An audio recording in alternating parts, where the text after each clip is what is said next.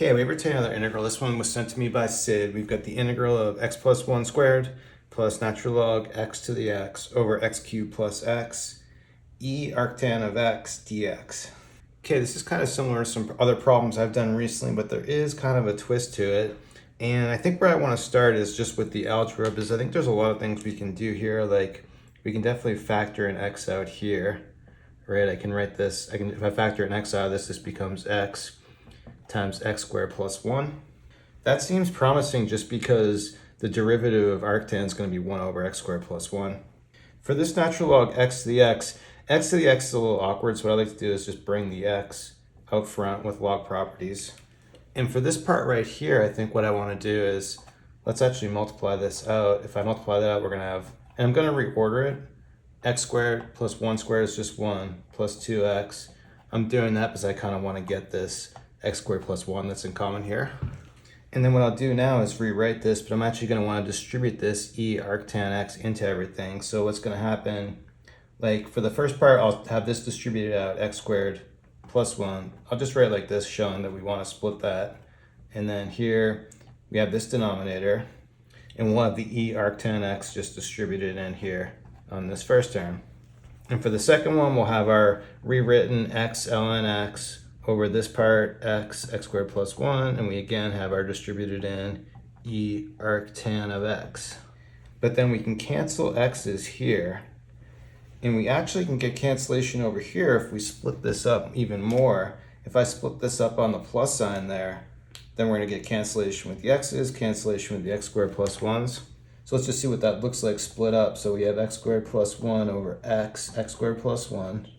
Then for this next one, we're going to have, it's going to become a long expression, but we're going to get all kinds of cancellations. So then we can have it like this, distribute the arctan in there. And then for the last one, we're going to have this natural log x over the x squared plus 1 with our e arctan x. But then now we can cancel our x squared plus 1s, just leave like a 1 there, cancel an x out here. And then what I noticed is this middle one right here, if we split this out as its own integral, this is going to be an easy integral because we could do u substitution. If we make u arctan, then we have the derivative right there with just a constant in front. But I think just in the spirit of the problem, I want to combine it back with this one because we have the x squared plus 1, we got common denominator, we have this in common. So when we put this together, we're going to have that stuff in common. And then out front, we're just going to have this 2 plus natural log x. So let me just rewrite it, combining these two like this and cleaning up this one right here. Okay, now that we have everything rewritten like this, what I want to notice, we still have this set up here where we have arctan and the derivative here, 1 over x squared plus 1 here. Well, what I can do if I put a label on this, if I just call this piece right here g, then we actually have our g prime right here. And then if I call this piece right here just the ln x plus 2, if we call that our f, when you take a derivative on this, the derivative of 2 is just nothing, 0. Derivative of ln x is going to be 1 over x right here, so we're actually perfectly set up where everything we have here is just the product rule.